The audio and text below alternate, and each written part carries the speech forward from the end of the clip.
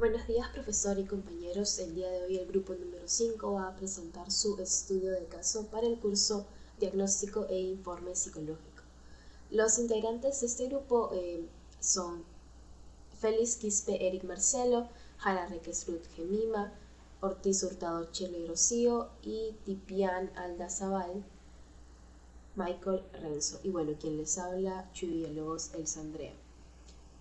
Bien, en la parte del contenido que estamos considerando para esta presente exposición, encontramos los datos de filiación del caso estudiado, el motivo de consulta, las pruebas aplicadas, las pruebas proyectivas y psicométricas, los resultados, las conclusiones, la presunción diagnóstica según el CIE 10, las recomendaciones y la posible acción de intervención para dicho caso mencionado.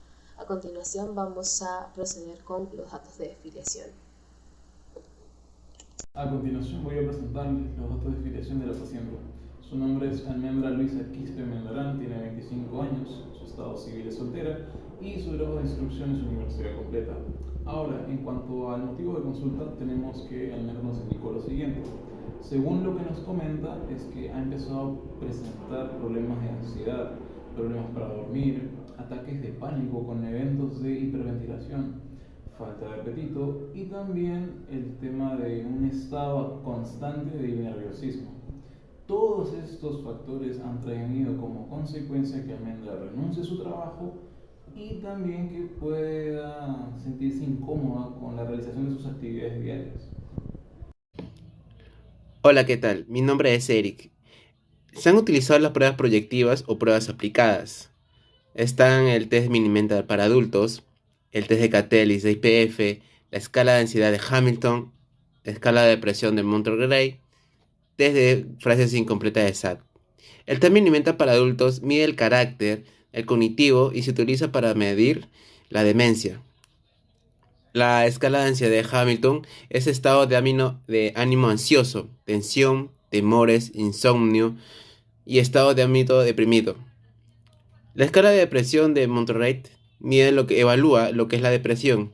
Y la famosa frase incompleta de SAP son pruebas proyectivas que tienen como finalidad evidenciar las proyecciones inconscientes como temores o impulsos. Buenos días, yo les voy a hablar sobre los resultados. Se realizó la aplicación e interpretación de 5 instrumentos de prueba para el correspondiente descarte del diagnóstico presuntivo, los cuales fueron el test Mini-Mental para adultos, el test de Cattell 16PF, la escala de ansiedad de Hamilton, la escala de depresión de Montgomery y el test de frases incompletas de Sachs para la evaluación de las áreas cognitivo, de personalidad, social y familiar. Las áreas de evaluación fueron las siguientes.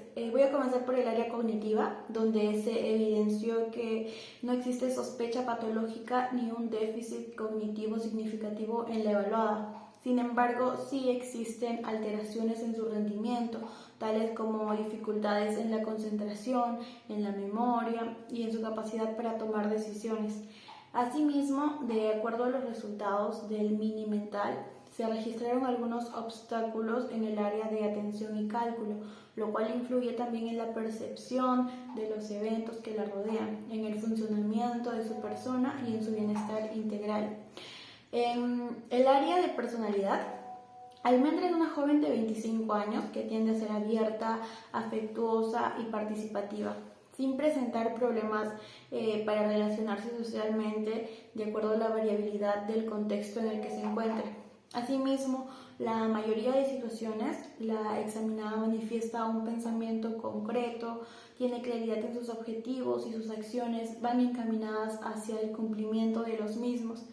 Es decir, no presenta dificultades para analizar y comprender los conceptos. Sin embargo, sí es una persona inestable emocionalmente, lo que indica que al frustrarse exhibirá tendencias a evadir responsabilidades con regularidad. Del mismo modo, actualmente se registra en la evaluada un estado de abatimiento y tristeza. Se culpabiliza constantemente cuando las cosas van mal, teniendo una visión negativa del futuro. creyendo que su vida nunca mejorará y se siente impotente para cambiarlo. Su emocionalidad presenta un pesimismo generalizado, caracterizado por imaginar siempre lo peor de las cosas. En cuanto al área familiar, se identifica que la evaluada tiene una relación distanciada con el padre y que mantiene, a pesar de dicha distancia, una cierta proximidad afectiva hacia él, por lo que añora su presencia y percibe el empuje y fortaleza característico en el trato padre a hijo. Caso similar ocurre también en la relación con la madre, con quien la comunicación se ve afectada debido a ciertas diferencias propias de la rutina. Por otro lado, se percibe una buena identificación con las cualidades de su género, pero existe cierto rechazo hacia el varón debido a su negativa experiencia personal, lo cual también se ve reflejado en la baja autoestima e inhibición ante las figuras superiores masculinas, incrementando su ansiedad ante estas situaciones. Se evidencia también arrepentimiento y autorreproche frente a sus acciones del pasado, lo que retorna en forma de sentimientos de culpa en la actualidad. Y por último, el área social. En este ámbito se registró que la evaluada es una persona bastante reservada, con una relación grata con su entorno, usualmente abierta y afectuosa. Sin embargo, tiene una tendencia a aislarse y ensimismarse en situaciones difíciles de manejar. Asimismo, es una individua dispuesta a hacer cambios ante los demás, debido a que tiene inseguridades para expresar sus ideas y usualmente espera la aprobación de los demás, lo cual la hace manipulable o dependiente a sus vínculos afectivos y al grupo al que pertenece. Y bueno, como conclusión, las evaluaciones general realizadas a Almendra muestra que los padecimientos que ella está presentando están asociados a un diagnóstico presuntivo de un trastorno de ansiedad generalizada y un trastorno depresivo mayor, lo cual genera una situación en donde se experimenta una ansiedad constante y a largo plazo, lo cual desencadena en ataques de pánico, pérdida de interés y apetito. Así también una tristeza patológica persistente que impide que la paciente pueda desempeñarse de forma normal, ya que no logra concentrarse. Se muestra apática y esto tiene repercusiones negativas en su entorno intrapersonal, laboral y familiar. La intervención a seguir debe considerar poder ayudar al paciente a reducir los síntomas de su padecimiento, a desempeñarse mejor y poder desarrollar habilidades para hacerle frente a las situaciones desafiantes, así lograr un estilo de vida más saludable. En esta oportunidad les explicaré sobre la presunción diagnóstica multiaxial según el CIE-10. Como se puede apreciar, tenemos tres ejes. En el eje 1 podemos ubicar con el código F33.1 al trastorno depresivo recurrente, donde actualmente nuestra paciente se encuentra con episodios moderados. Con el código F41 se puede ubicar el trastorno de ansiedad generalizada. En el eje 2 se evaluaron 4 aspectos, que es lo personal, ocupacional, familiar y social, con una escala que va del 1 al 5, con una calificación de 0 a 5, donde 1 llegaría a equivaler 0, donde 2 equivaldría 1, donde 3 2, donde 4 equivaldría 3 y finalmente 5 llegaría a equivaler 5. En el cuidado personal se refiere al cuidado higiénico y físico que mantiene el paciente, donde se puntúa con un 1, con un 20%, donde nos indica que ella tiene una discapacidad mínima. En la parte ocupacional se refiere a si la paciente tiene una buena satisfacción y rendimiento laboral de acuerdo a la adaptación del horario que mantiene, donde ella puntuó 2 puntos con un 40%, lo que nos indica que tiene una discapacidad obvia. En el aspecto familiar se puede observar que la paciente presenta 3 puntos con un 60%, en lo cual esto se refiere a que si ella muestra afecto a los familiares con las que convive, que son papá, mamá, tía y sobrinos, donde ella puntúa un 3 con un 60%, lo que indica que tiene una discapacidad seria. En el aspecto social es cuando la persona tiende a hacer facilidad con amigos o le es fácil entablar una conversación. Donde ella puntúa 3 con un 60%, donde nos indica que tiene una discapacidad mínima, lo que indica que le cuesta hacer amigos o entablar una conversación o realizar preguntas en ese entorno. Ahora bien, mientras la paciente tenga un puntaje más elevado, nos indica que se encuentra en riesgo, y viceversa, si tiene menos, se encuentra en un aspecto moderado, así por decirlo. En el eje 3 podemos observar que no se encontró ninguna afección. Ahora bien, pasemos a la parte del CIE-10, que se encuentra con el código F3.31 para trastorno depresivo recurrente, donde se menciona anteriormente que nuestra paciente se encuentra con episodios moderados por el momento.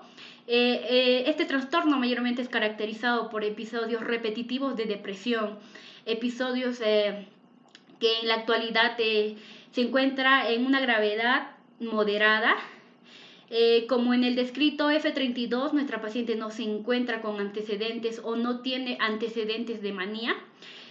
Asimismo, el paciente sufre un decaimiento del ánimo constante, con reducción de energía y disminución de la realización de las actividades cotidianas. Del mismo modo, se detectaron discapacidades o deterioro de capacidad de disfrutar. La pérdida de interés y la concentración es muy frecuente, que presenten cansancio, e incluso después de haber realizado hasta el mínimo esfuerzo. Habitualmente el sueño es perturbado debido a que no llega a conciliar muy bien el sueño, o tener algún tipo de resentimiento, culpa, o sentirse o tener ideas de culpabilidad o de sentirse inútiles. Perder la confianza en uno mismo en estos aspectos es muy frecuente, e incluso en las formas más leves que se puedan presentar. Asimismo, con el código F41.1 podemos ubicar el trastorno de ansiedad generalizada. Como se puede observar, la evaluada tiene una ansiedad generalizada y persistente, en la cual no se restringe ni siquiera en términos de algún fuerte predominio a ninguna circunstancia del entorno en particular. Esto nos indica que o lo podemos decir que mayormente es la angustia, o que tenga ideas recurrentes no favorables para su salud mental. Los síntomas principales en estos casos son las variables, pero incluyen quejas permanentes de nerviosidad, temblor, tensiones musculares, sudoración, palpitaciones, vértigo y malestar epigástrico. A menudo los pacientes manifiestan temores de una próxima enfermedad o accidente que llegarían a sufrir en breve a ellos mismos o a alguna persona cercana o a sus parientes. Asimismo, las recomendaciones que se le brinda al paciente en este caso sería que ella continúe con el correspondiente tratamiento e intervención para poder reducir los síntomas de su afección que hoy en día está atravesando, y la forma en la que ésta repercute en el desarrollo de sus actividades diarias. Asimismo, se le sugiere la práctica de las técnicas de respiración, relajación, para que esto le pueda ayudar a lidiar en la crisis de pánico y ansiedad persistente, para así lograr que ella afronte la circunstancia que va pasando. Bien, buenos días, profesor y compañeros. Mi nombre es Elsa Chui. Y bien, considerando cuál sería una buena alternativa de intervención para el caso de Almendra. Considerando todo lo que hemos visto y la complejidad de los padecimientos que ella registra, consideramos que una alternativa bastante ideal podría ser el desarrollo de la terapia cognitivo-conductual. Consideramos que esta puede, primero ayudar a reducir el impacto de los síntomas depresivos y ansiosos, ayudar a comprender el origen de la depresión y de la ansiedad y los factores que están contribuyendo a generarlos, ¿no? Y también modificar actitudes y patrones de comportamiento para prevenir nuevos episodios ansiosos y depresivos, ¿no? Ahora, ¿cómo es que este tratamiento intervendría como tal? Bueno, la TCC o la terapia cognitivo-conductual intenta explicar cómo es que se instauran las conductas, ¿no? Durante la infancia y la adolescencia, por lo que va a ayudar a comprender el origen de la depresión y ansiedad que registra Almendra y cómo es que esto se ha instaurado en su vida, ¿no? Entonces también actúa a través de la reestructuración cognitiva, por lo que es ideal para lograr el cambio de patrones de pensamiento que conducen a interpretar de forma más asertiva la realidad y de esa forma modificar la conducta y la respuesta emocional de Almendra como tal, ¿no? Aquí hemos, en este caso, considerado la reestructuración cognitiva en la terapia cognitivo-conductual y cómo es que esta realmente funciona. Bien, aquí tenemos una pequeña explicación, ¿no? Es un proceso que va a permitir que las personas aprendan a cambiar las maneras de pensar desadaptativas y distorsionadas que pueden conducir a malestar emocional, frustración y a conductas inadecuadas. Aquí tenemos dos ejemplos, ¿no? Dos situaciones que se pueden presentar de pronto en la vida de Almendra. Por ejemplo, todo el mundo está ocupado, voy a pasar la noche sola y sin ningún plan. ¿Qué pensamiento puede surgir frente a esa situación? Nadie quiere salir conmigo, estoy desperdiciando mi tiempo, mi vida, solo aquí, sola en ese caso, ¿no? De Almendra. ¿Qué emociones pueden surgir? Tristeza, rabia, frustración. ¿Qué conducta desadaptativa puede traer este pensamiento y esta emoción negativa? Que Almendra se quede sola, ¿no?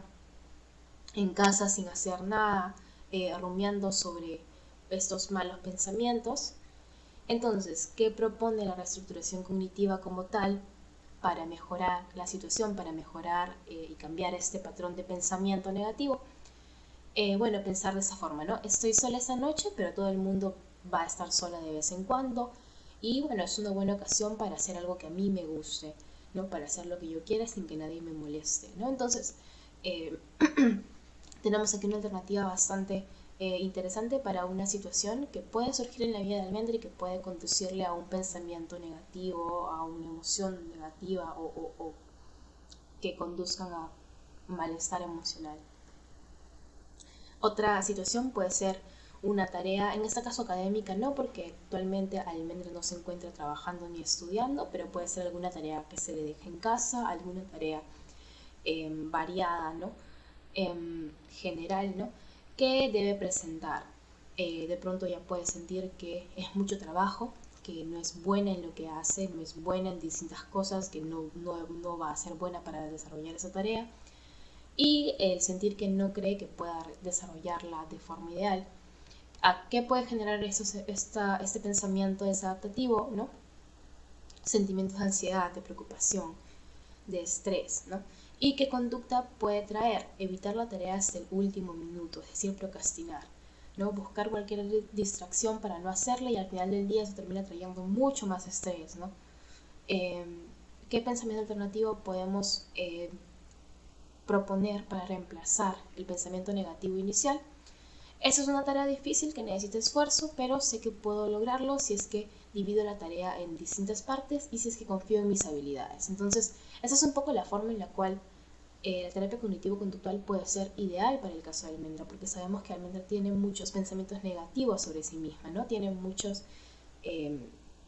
una baja autoestima que hace que siempre vea la realidad con bastante pesimismo. Entonces creemos que esa alternativa de intervención es bastante adecuada y se puede adaptar muy bien a su caso. Eso sería todo. Gracias.